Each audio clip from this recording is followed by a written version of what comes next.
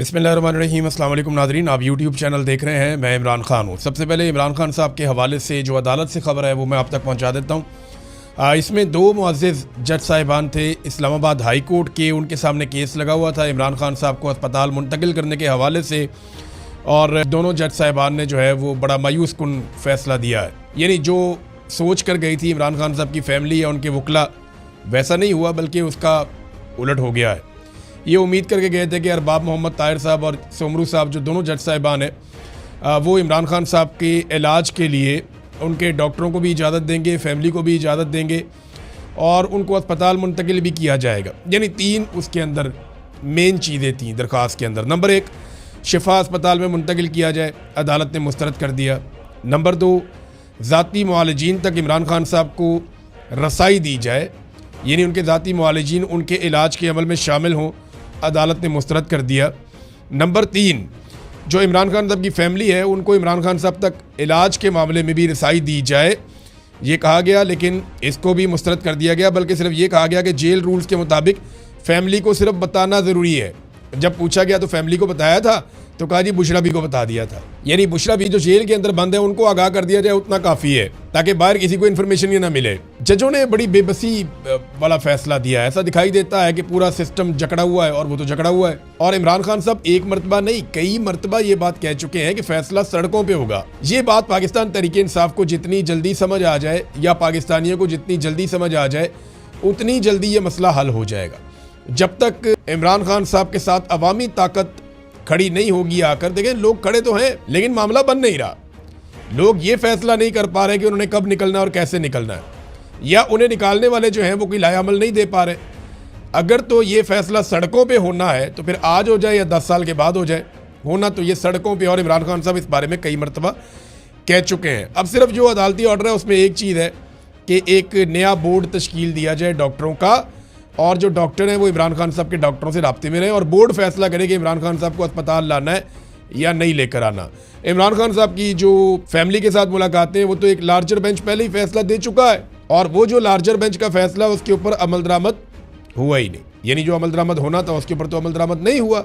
इमरान खान साहब की और उनकी फैमिली की मुलाकातें नहीं हो रही, लार्जर बेंच का फैसला भी नहीं माना जा रहा। तो ये बेंच भी कोई फैसला दे देता तो क्या गारंटी थी कि माना जाता। मेरे ख्याल जजों ने अपनी भी इज्जत बचाई है कि जो कहा जाता है वैसा फैसला दे दिया जाए, जैसा माहौल है वैसा फैसला दे दिया जाए। नवाज शरीफ को याद होगा आपको, अदालत गारंटियां मांगती थी और नवाज शरीफ को स्टाम्प पेपर के ऊपर पाकिस्तान से बाहर रवाना कर दिया था सजा याफ्ता मुजरिम को। फिर वो 4 हफ्ते का कहकर 4 साल तक वापस ही नहीं आया। नवाज शरीफ के लिए ये अदालतें कुछ और थी, इमरान खान के लिए ये अदालतें कुछ और हैं। और उसकी वजह यह है कि नवाज शरीफ और उस वक्त का आर्मी चीफ जनरल बाजवा अंदर से मिले हुए थे, और मौजूदा जो कैदी हैं इमरान खान साहब ये आसिम मुनीर के साथ मिले हुए नहीं हैं।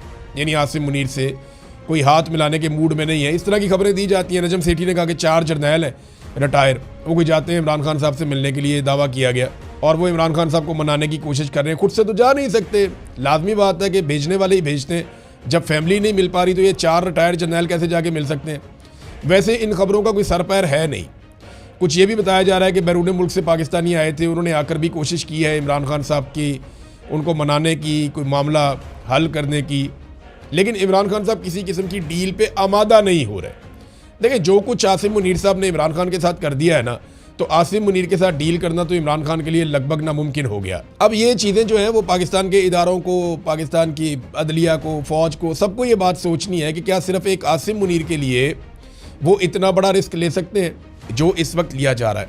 यहाँ पर एक एग्ज़ाम्पल भी पेश की इमरान खान साहब के वकील ने, और उन्होंने कहा कि कत्ल में मुलव्वस मुजरिम को उसकी आंख के इलाज के लिए गुज़िश्ता रोज़ ही चीफ जस्टिस ने रिहा किया है। आप अंदाज़ा करें, एक बंदे ने कत्ल किया हुआ है और वो गिरफ्तार है, और चीफ जस्टिस ने एक दिन पहले उसकी आंख के इलाज के लिए उसको रिहा कर दिया है। लेकिन इमरान खान की आंख की बिनाई जा चुकी है, यानी उसकी आंख ज़ाया तो नहीं हुई थी, लेकिन इमरान खान की तो आंख की बिनाई जा चुकी है, और उन्हें इलाज करने की इजाज़त नहीं है कि उनका इलाज वो करवाएं जाकर, उन्हें इजाज़त नहीं दी जा रही।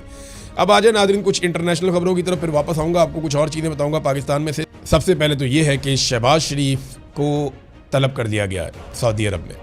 इससे पहले आसिम मुनीर साहब को तलब किया गया था सऊदी अरब में, और अब शहबाज शरीफ साहब को सऊदी अरब में तलब किया गया है। फील्ड मार्शल आसिम मुनीर के बारे में आपको एक फैक्ट बता दूं कि गुज़िश्ता चंद दौरों में, यानी 3-4 मरतबा ये हो चुका है कि field marshal Asim Munir Saudi Arab गए और मोहम्मद बिन सलमान ने उनसे मुलाकात नहीं की। इसकी वजह क्या है आप सारे बखूबी समझ सकते हैं। पाकिस्तान सऊदी अरब के साथ एक दिफाई मुआहदे में, और अब पाकिस्तान को ये कहा जा रहा है सऊदी अरब की हुकूमत की जानिब से कि आओ और अपना मुआहदा पूरा करो, क्योंकि सऊदी अरब ने पाकिस्तान को बहुत पैसा दिया है, बहुत तेल दिया है, बड़ी इमदाद दी है। अब या तो पाकिस्तान को उन सहूलतों से हाथ धोना पड़ेगा या पाकिस्तान को दिफाई मुआहदे के ऊपर अमल दरामद करना पड़ेगा।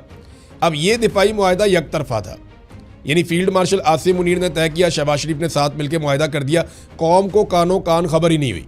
ये अचानक जाते हैं, पता चलता है जी हमारा दिफाई मुआहदा हो गया सऊदी अरब के साथ। पार्लियामेंट में डिस्कस ही नहीं हुआ, किसी फोरम के ऊपर इस पर बातचीत ही नहीं हुई। भाई बातचीत तो होती, पता चलता कि क्या करने जा रहे हैं, किसके साथ लड़ना है। यानी ये शिक इसमें हो सकती थी अगर किसी मुसलमान बरादर इस्लामी मुल्क से कोई झगड़ा होगा सऊदी अरब का, तो उसमें पाकिस्तान का रोल क्या होगा, दिफाई मुआहदे में ये शामिल हो सकता था। लेकिन इसको पार्लियामेंट में लाया जाता तभी तो शामिल होता। बहरहाल शहबाज शरीफ साहब को तलब किया गया है, और इससे पहले शहबाज शरीफ ने राब्ता किया था ईरानी सदर से। उसमें ईरानी सदर की जानिब से बताया गया कि शहबाज शरीफ का राब्ता हुआ था, पुतिन का भी राब्ता हुआ था, लेकिन पाकिस्तान की जानिब से बिल्कुल कुछ नहीं बताया गया कि पाकिस्तानी वज़ीर-ए-आज़म ने ईरानी सदर को क्या पैगाम पहुंचाया। देखिए, पाकिस्तानी वज़ीर-ए-आज़म जो है ना, वो इस वक्त अमेरिका के बड़े ख़ास लोगों में से एक है, डोनाल्ड ट्रंप के बहुत ख़ास वफादारों में से एक है। डोनाल्ड ट्रंप के खसूसी नुमाइंदे स्टीव विटकॉफ ने 2 मरतबा ये कोशिश की है मुख्तलिफ खबरों के मुताबिक कि मुज़ाकरात किए जाएँ किसी तरह से। अब ये द गार्डियन ने इसके ऊपर एक खबर भी लिखी है, और द गार्डियन का दावा है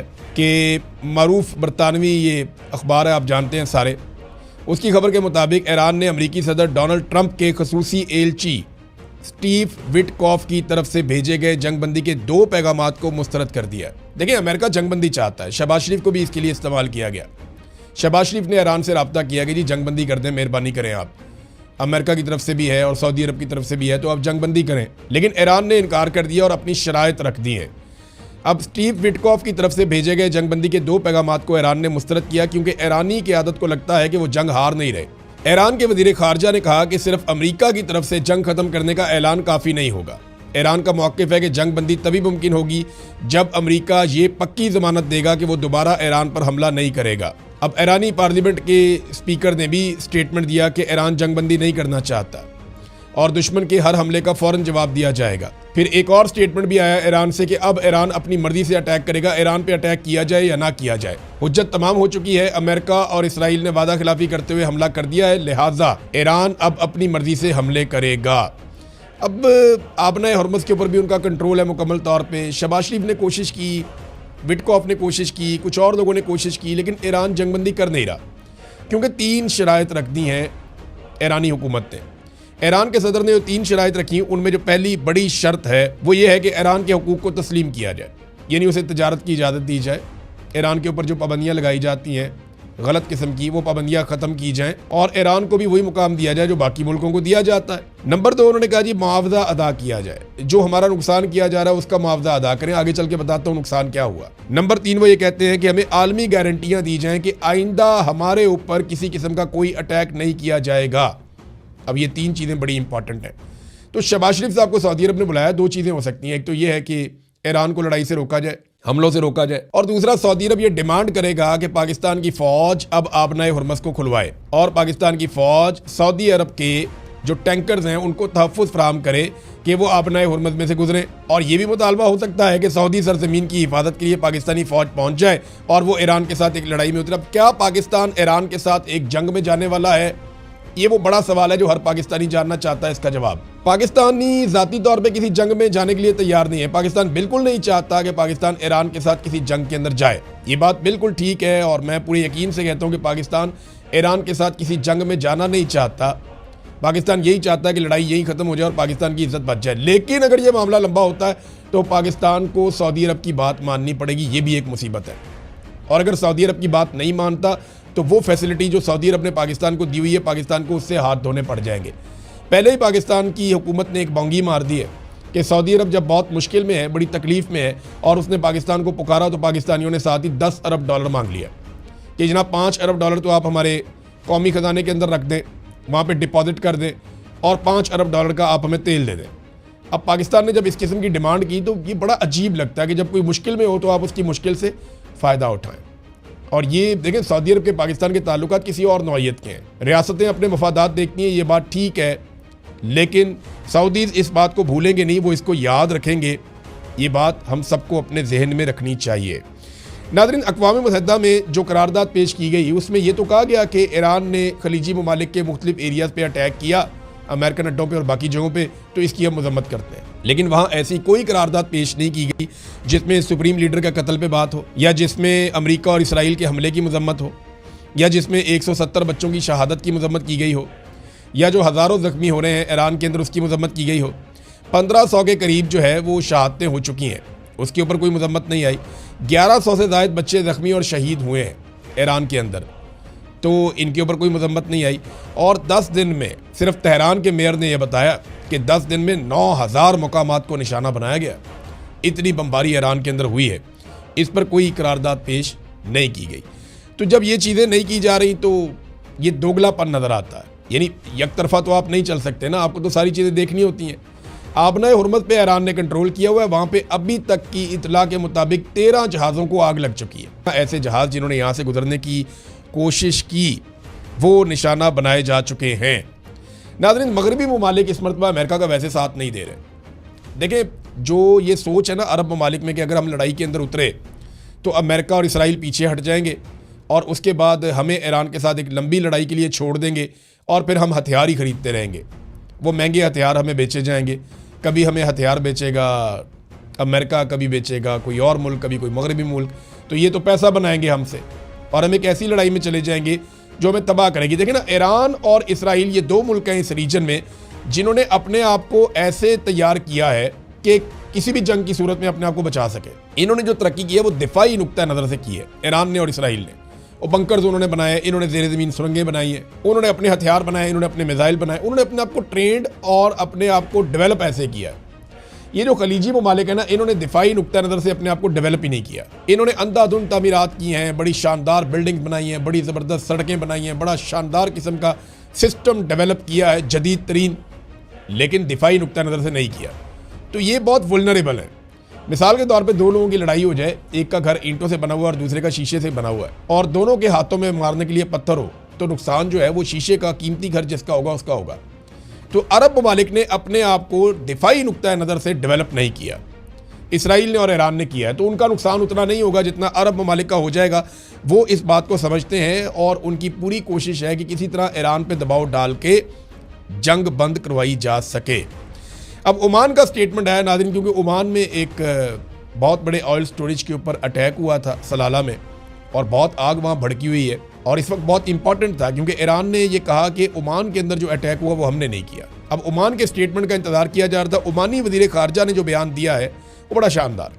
उन्होंने कहा जी ये जो जंग लगी है ना, इसका मकसद ईरान को कमज़ोर करना और खित्ते की नई तश्कील करना है। यानी वो जो कहते हैं कि एक्सपेंशन करना चाह रहा है इसराइल, ग्रेटर इसराइल के मामलात हैं, वो उस तरफ इशारा कर रहे हैं कि जनाब ये तो खित्ते की नई तश्कील करने जा रहे हैं और ईरान को कमज़ोर करना चाहते हैं। फ़लस्तीनी रियासत के क़याम को रोकना इस हमले का मकसद है, ये भी उन्होंने कहा।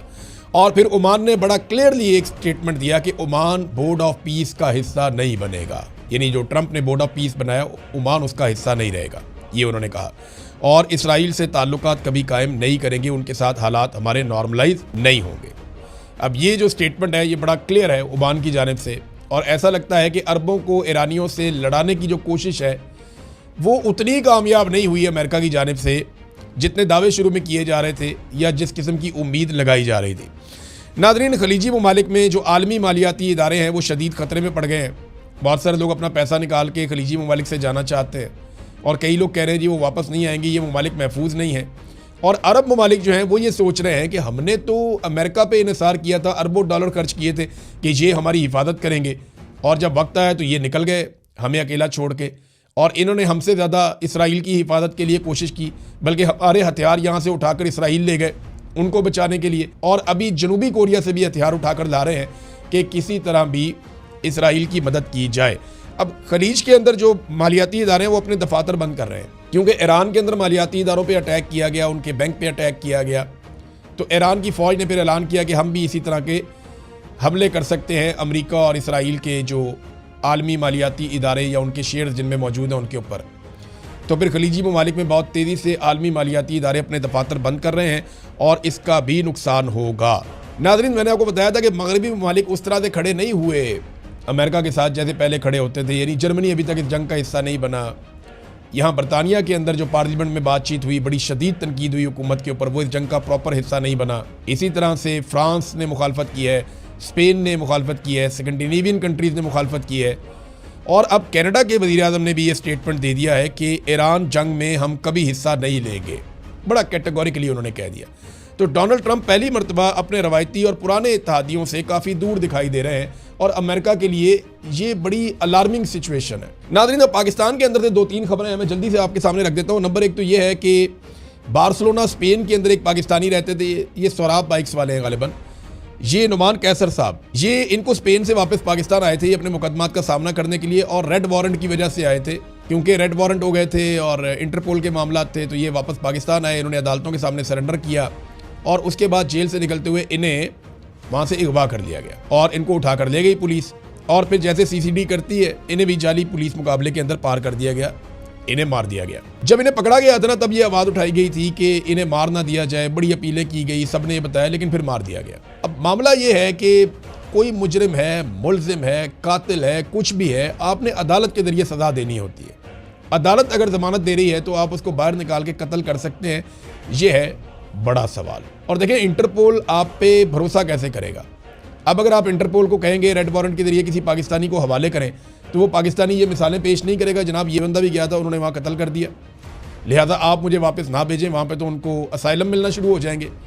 तो ये बड़ी अजीबोगरीब हरकत शुरू कर दी है पंजाब हुकूमत ने, और इसका नुकसान पाकिस्तान को होगा। नाज़रीन, लाहौर में एक और 2.5 साल का बच्चा गटर में गिर गया। अब टिकटॉकर किधर है बताए ना? वो तो बड़ी लंबी प्रेस कॉन्फ्रेंस, जनाब एयरपोर्ट के ऊपर मीटिंग, तो ब्यूरोक्रेसी की बेइज्जती, तो जनाब आ जाओ जी, सारा मीडिया इसको चला रहा था, ज़मीन आसमान के कलाबे मिलाए जा रहे थे कि दुनिया की सबसे अच्छी एडमिनिस्ट्रेटर। वो एक और बच्चा लाहौर में गटर में गिर के जाँ बहक हो गया, 2.5 साल का बच्चा था। अब किधर है? बोले ना, बात करें, सामने आए। नहीं, इनको सिर्फ सस्ता सौदा और चूरन बेचना होता है कौम के सामने, इन्हें अवाम से कोई लगाव नहीं है। गल्फ स्ट्रीम का जो इन्होंने जहाज़ लिया 11 अरब रुपए का, महंगा तरीन अयाशी वाला जहाज़, वो जहाज़ यूरोप में फिर रहा है, कभी वियना जाता है, कभी किसी और मुल्क में जाता है, कभी किसी और मुल्क में जाता है, वो अलग अलग डेस्टिनेशंस पे जा रहा है। पंजाब हुकूमत से पूछो, वो कहते हैं जी मरियम नवाज तो लाहौर में। अब मरियम नवाज लाहौर में है तो जहाज़ के झूले कौन ले रहा है? जहाज़ लेकर कौन निकल गया यूरोप? को फैमिली मेंबर है, कोई जानने वाला है, कोई वाकफ है, कोई सियासतदान है, कोई फौजी है, कोई ब्यूरोक्रेट है, कौन निकल गया जहाज़ लेके यूरोप के टूर पे, और वो वहाँ पे मुख्तलिफ मुल्कों में जहाज़ लेकर फिर रहा है? कौन इतना अय्याश और कौन इतना बड़ा आदमी है जिसके लिए कौम के पैसों से खरीदा हुआ 11 अरब का जहाज़, महंगा जहाज़ जिसके अंदर गोरे पायलट्स हैं, वो लेकर उसको लगा फिरता है यूरोप के अंदर, और कोई जवाब नहीं है अब तक। अब तक इतने अपना ख्याल रखिएगा।